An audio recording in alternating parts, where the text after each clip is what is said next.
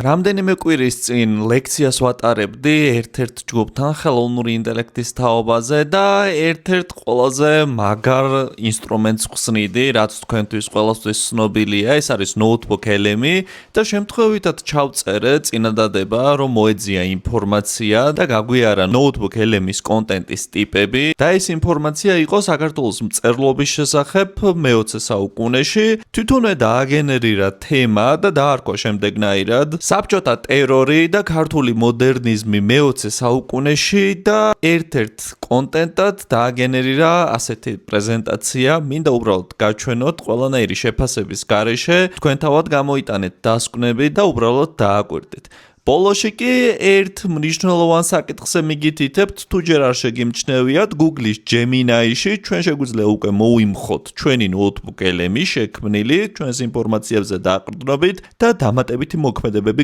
გავაკეთოთ Google-ის Gemini-დან. მაგალითად, რაღაცა API-ის მცირე პროტოტიპი შევქმნათ, ან რაღაცა დამატებით სხვა ანალიზებზე გავიდეთ.